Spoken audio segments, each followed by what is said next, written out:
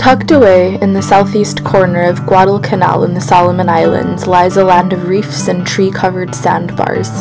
Uhuru arrived a few hours before I dropped the anchor. I was exhausted from an intense 3-day solo passage, but so enamored with the beauty of the anchorage that I quickly recovered.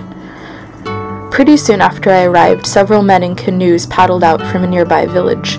They came in pretty hot at first and made it sound like we were going to have to move on. I'll relay the full account in a few minutes. They also informed us that no women were allowed on the deserted island that we were anchored next to. Apparently this isn't uncommon in the Solomon Islands.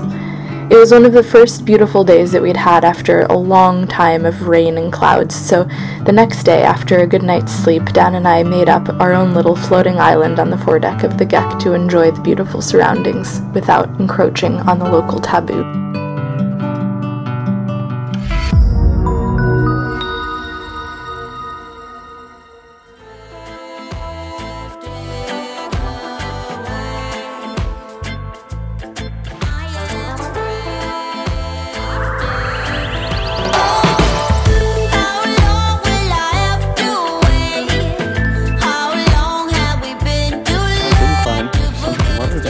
So we have a whole day, Stan's day off.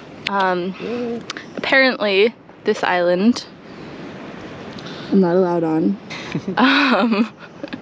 So we've made our own island experience on the Gek. We spent 15-20 minutes? Half an hour.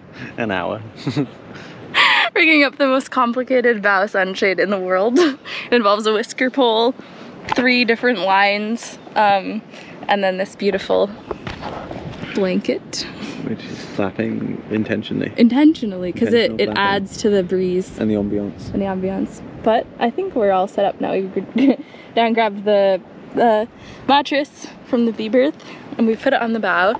And now we probably have about an hour until the sun moves and we have to redo the whole thing. Current spanners I've already adjusted twice. Who said boats are complicated? Morning. Morning. Ready? 3, 2, 1.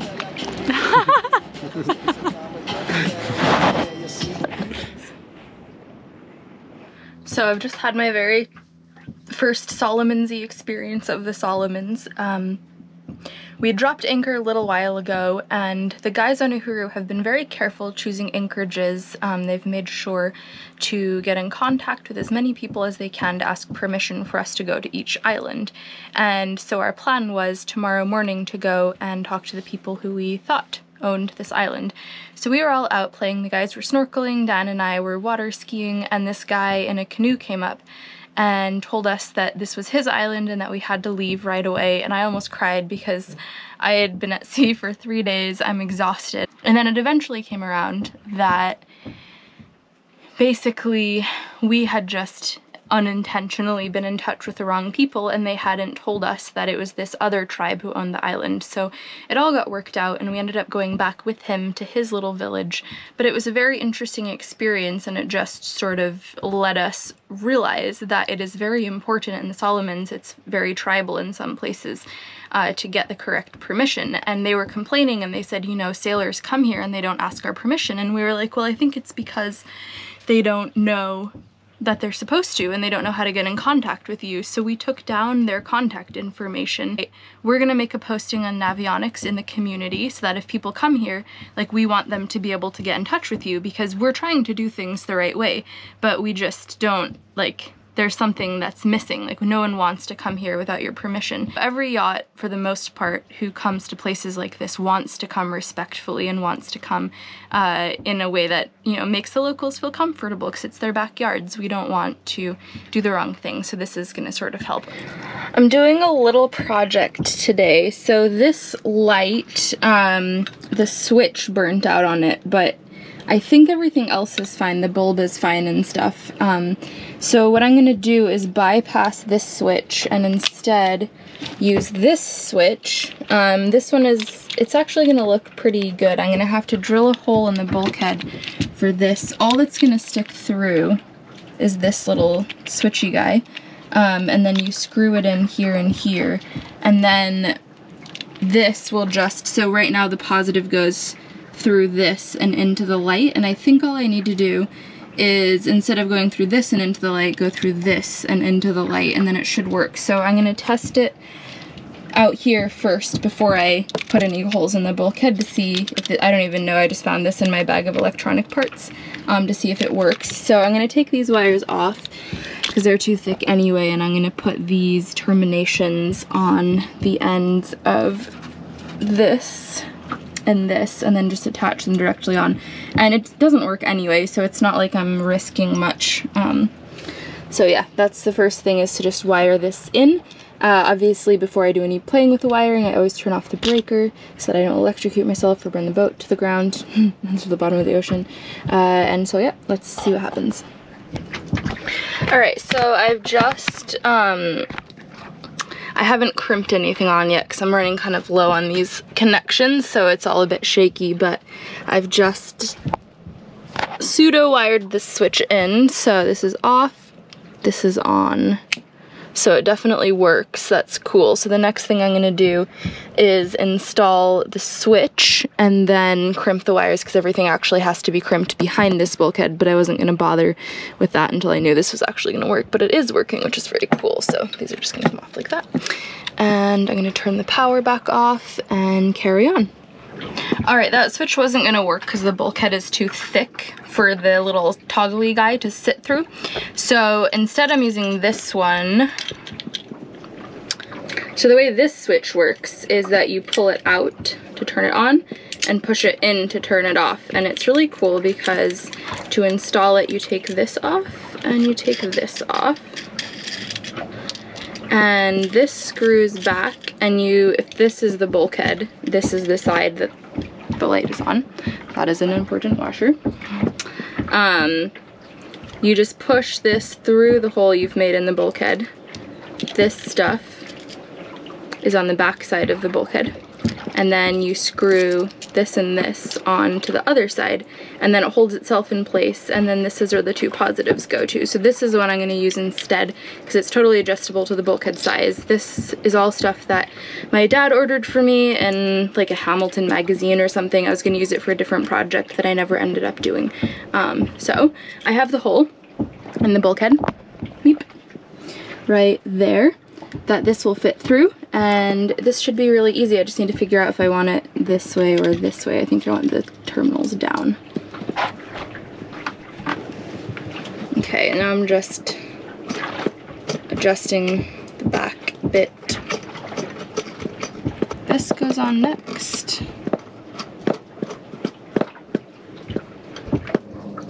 So this is what this side looks like, and then we're gonna go to the back. And here you can see this little nut. I'm just gonna tighten that down. Oops, I put it in the wrong orientation. No problem, we'll just flip it. And then the two positives go on to here. All right, now that this guy's tightened, so this is on, this is off, very simple. So what I need to do next, I'm just gonna cut this off here because this is useless now. And then I'm gonna push all of this back through the hole so that I can connect it on the back of this. And I'm gonna use these and this and this. Okay, it's all wired up. This is what the back looks like. I had to extend this red wire because it wasn't quite long enough to fit in here. But basically the way any basic switch works is that the black, which is the ground, just goes directly to what you're trying to turn on and off, and the red passes through the switch itself. So that's what's happening. This is from the boat going through the switch. Then the next one goes from the switch to the light. Come around to this side. This is the light. It's a pretty clean look. I think it doesn't really take away too much from the aesthetic of the boat. And then you just pull this switch out, and haha, we have light. Oh, it's a little shaky. That must be the connection in here, which is something I can fiddle with, but yeah. These are pretty sweet switches, very versatile. Probably one of your cheaper switches that you can go for. Really easy to wire, really easy to set up in any thickness of bulkhead, so yeah, cool. And this is the mess that I've created in the troubleshooting process. So now I just have to clean. Alright, the crew are leaving this beautiful island at around 4 or 5. I think I'm leaving at 4, Uhura's leaving at 5. And the next place we're sailing is Roderick Bay. Now, while I believe that we are making inroads for future sailors to have a good relationship with the locals on this island, Roderick Bay seems like a place where that has already happened. There's 3 different locations where there are moorings. 2 of the locations, the moorings are free. 1, it's like a very minimal charge per night. And the locals are very cruiser friendly because they know that we come and we bring them stuff and we're fun. And they can come hang out on our boats and we share our food with them and they can trade with us and get stuff that they need. So this is just another example of how cruising in the Solomons, yes, you have to be careful, and yes, there's not a lot of information, and yes, you definitely don't want to go to some places, but here's a place that sailors have probably worked pretty hard over a long period of time to establish a good relationship with the locals. And I think as I say this, I realize that, you know, boats have been coming here since the 70s. And it could be that at one point there was a really good relationship with the locals, and then maybe the friendly chief died and was replaced, and then fewer sailors started to come, and then that relationship kind of evaporated, and now we're rebuilding it. So I think it's kind of this ever-evolving thing. So I'm not saying that there never was a good relationship. I'm saying that there, especially with COVID, a lot of boats didn't come to the Solomons, and so I think people have forgotten that cruisers aren't necessarily bad as long as we're respectful, which I think most of us are. So we're kind of just regrowing that from the COVID times when boats didn't come. There was a guy who came by my boat the other day and he had these books, like notebooks, that he got every cruiser who stopped in the bay to fill out from the 70s. He said he had 7 full notebooks and he was just the friendliest guy. I traded, he brought bananas, papaya, coconut, and I traded him for a t-shirt, flip-flops, and then he asked if I had any sailing magazines because he just loves sailing, and I said I didn't on my boat, but I gave him Sherlock Holmes, like compiled short stories, and then he gave me more bananas, and then we gave him banana bread, and it was just such a nice interaction. So obviously boats have been coming here for a very long time, and there's probably a history of friendly relations, but I think we are sort of re-emerging into this next generation who needs to realize, okay, cruisers aren't bad. So that feels really good, and I'm excited to see the next place and see what it looks like to arrive in a place where it's established that cruisers are friendly. It's 85-mile sail, so it'll be an overnighter.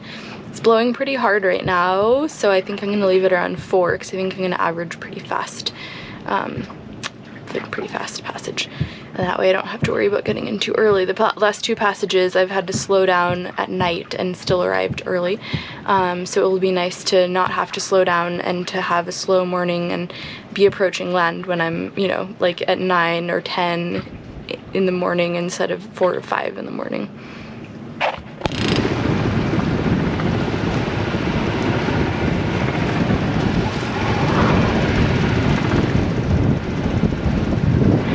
Alright, I'm taking off. This is really sketchy and I kind of hate it. There's a lot of wind, it's probably blowing 25. There's a lot of weird current in here. The first bit I'm going to be going directly against the wind, so I can't raise the main to help me. But as soon as I'm done with the first bit, I'm raising that main because I don't know what the engine's, I don't know what the current's doing. It's in every direction in here. It just depends where you are, kind of. So I'm just really unsure about everything. Dan helped me up the anchor. There's about 2.5 knots of current ripping through the anchorage and 25 knots of wind on the beam. So there was no way I was going to be able to get the anchor by myself without a real struggle. So that was really nice of him. And then Uhuru is there if I need them. I don't know what they'd be able to do for me, but it's nice to know that I can be like, and they'll commiserate or something, I don't know. Anyway, 85 miles, so I should get in sometime tomorrow. It's very squally, and the squalls are vicious. I had a 35 knot squall rip through, and the current was so strong that the whole time the squall was hitting me, it was hitting on the beam, which is wild. Just coming around the point now, and I'm about to turn up into the wind, so we'll see what the little, the red bastard can do against these conditions. Right now I'm going 2.5 knots, but I'm not fully into the wind yet, so it could be a bit of a long one to get out of here, but I already feel better. It's always the anticipation of a shit situation that's worse than the situation itself, usually, unless it becomes really horrible. Alright, I'm getting ready to put the main up now. I usually try to put it up when I'm still on anchor because it keeps my nose into the wind and it's way easier.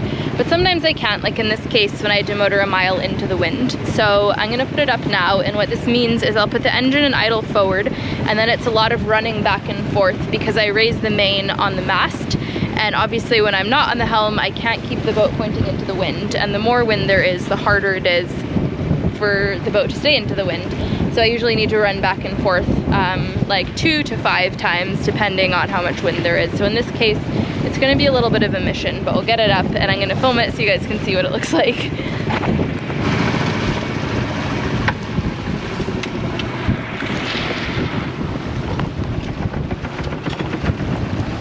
I'm already off to a tricky start because I just put the boat in idle forward and went to go loosen the main sheet, and I've already lost that wind angle. So I think this is gonna be, you know, I can't even get up into the wind with the boat in idle forward, so we're gonna have to give it some revs. And this is just gonna be a really slow one. So first I'm gonna run forward and take off the sail ties and to put tension on the halyard, and then I'll probably have to run back here to get us back into the wind. Holly coming in with a little interjection because I can foresee a lot of questions here. Biggest question, why don't you just use your autopilot to keep your boat into the wind? I use a wind vane about 97% of the time, and those just aren't designed to hold your boat into the wind on motor. It just wouldn't work.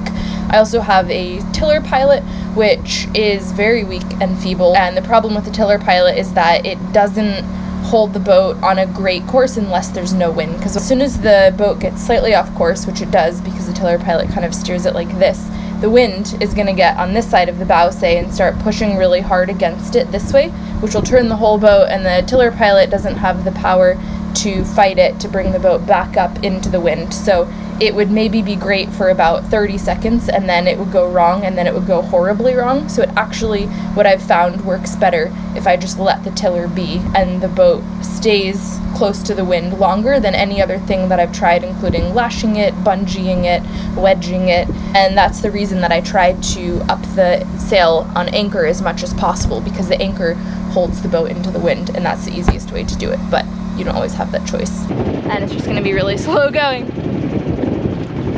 Okay.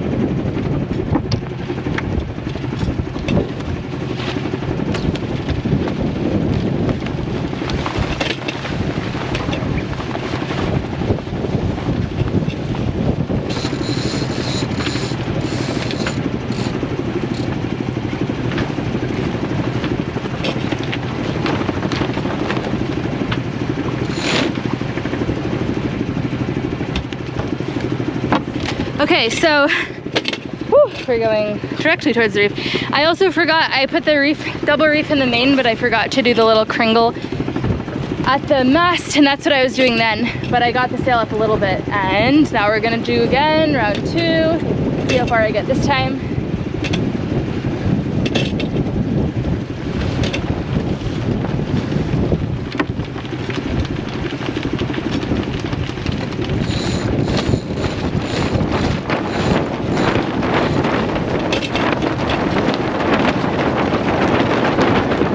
Okay, that was the 3rd reef kringle. Alright, I'm gonna have to undo that and redo it.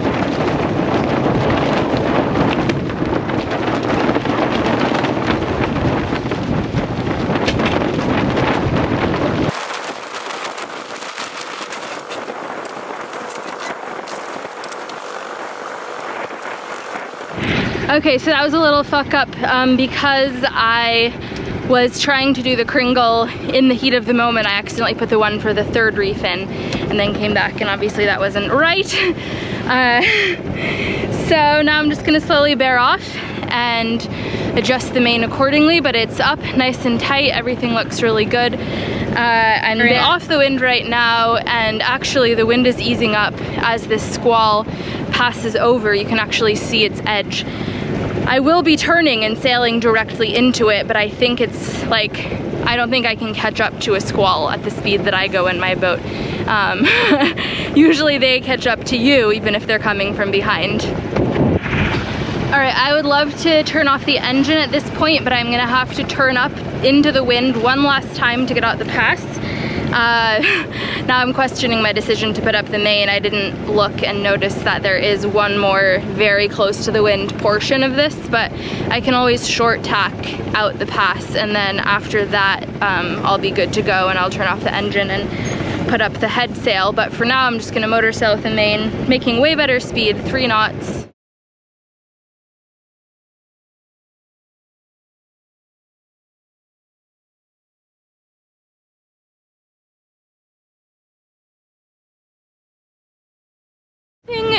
When I take off alone on such an ominous day where the wind is really high and I'm nervous because I'm in reef using the engine, which I don't always trust because it can't really fight that much current or wind, and when you have current and wind it's kind of a crapshoot. Sometimes I feel very, very alone, and I get this sort of pang inside of me. It's not a loneliness, it's like this raw wildness where I'm kind of feeling the power of nature and the insignificance of myself as a human, and just how little I matter in the universe. Like, none of us matter. We're all just little blips of life that are, you know, bumping around trying to do our best and stay happy and be positive influences in the lives of people around us. But I guess I feel very small and insignificant, and it's this wild, windswept, lonely sort of feeling. I guess if I had someone else with me, we would be doing this together and we'd take comfort in each other's human presence. And now it's just me and my boat. I like to know that I can, on my own, experience all these things, that I don't need another person to exist on my own. But that being said, I feel like I've proved this to myself over and over again, because I've been solo sailing for 4 years. I've been in all these situations, I've had all these feelings, and now it's like this kind of like a hello darkness, my old friend sort of moment where I'm like, oh yeah, this feeling. The one where I feel like a tiny little ant. It's almost a familiar feeling now, which in its familiarity takes the edge off, but it still has an edge. But also, these are the feelings that make us alive, that remind us that we are clinging to this little scrap of life. But I guess what I'm saying is that part of me chases this feeling, and part of me revels in this feeling because it does make me feel alive, and it does make me appreciate everything around me, the people around me and my boat, and yeah, I don't know. The worst of the weather is mostly downwind of me, which I love to see. And I'm progressing pretty decently in this against the wind portion of my journey. I have another mile dead against the wind, and they're off and sail out this pass. Hopefully the tide is still going out so that it's with me, and hopefully if it's not, there's not a lot of current, but I don't think there will be, because it's not like passes in the Tuamodus where it's one giant atoll emptying out through a skinny pass. This is like 20 passes in here, so I think there shouldn't be too much current going on. And I will have the wind in my sails, and wind plus engine, most likely I'll be fine.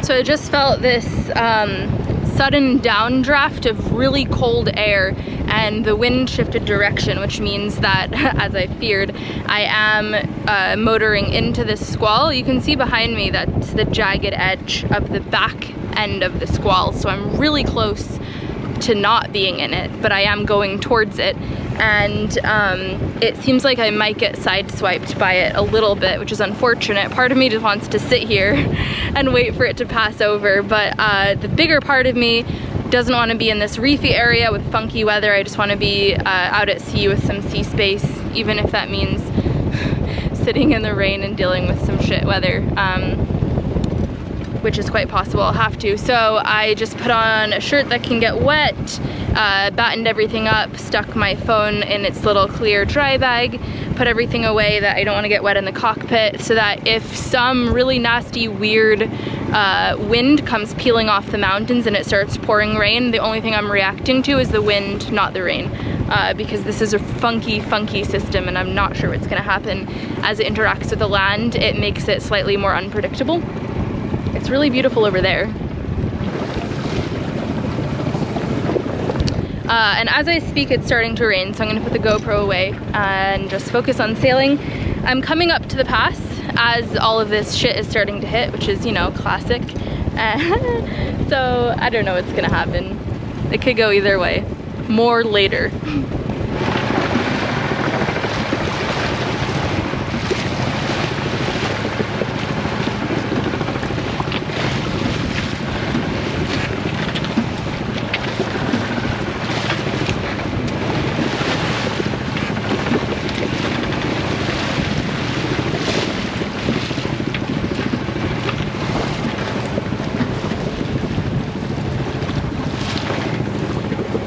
Okay, well, that was a really shitty 45 minutes. I'm going about a knot. The wind is really funky. It's just been pouring rain. There's a big swell with a counter current, so it's these big, weird waves that are just sending geck all over the place. I have a mile to just get out from this pass and away from the reef before I can turn off. And I'm hoping that once I turn off, I start to get away from the current. But as it is right now, I mean, I've been out here in the pouring rain for about 45 minutes with these giant waves pushing me all over the place, going a knot with the engine and the main, which isn't really doing much except stabilizing me a bit, and it's so shitty.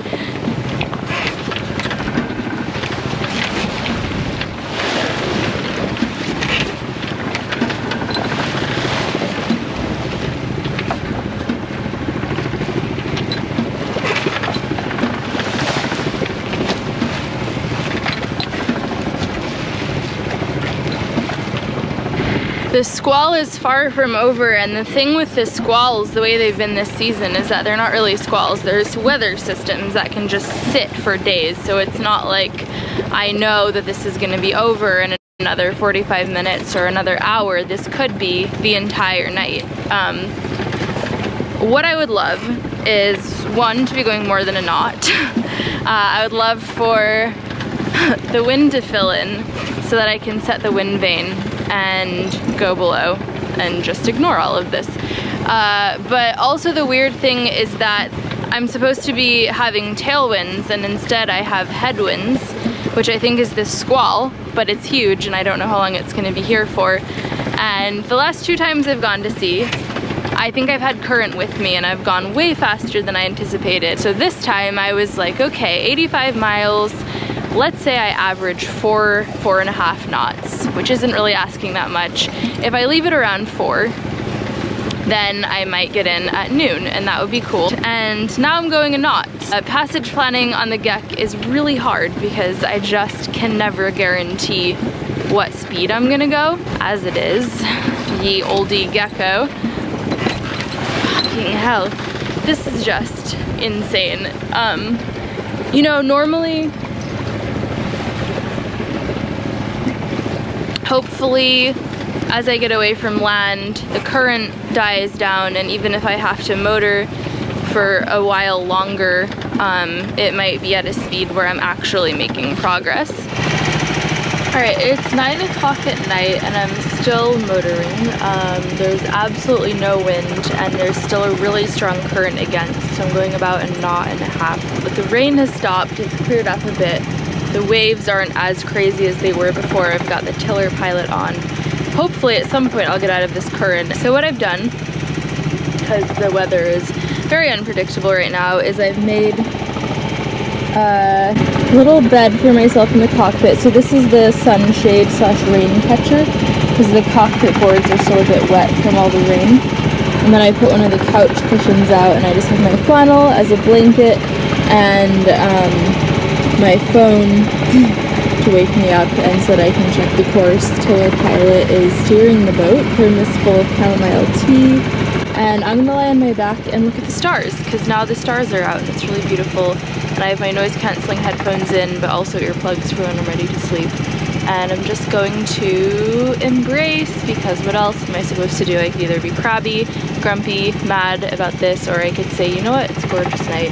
It's not raining anymore, I'm finally dry, the waves are down, and this is better than a lot of other options, so there we are.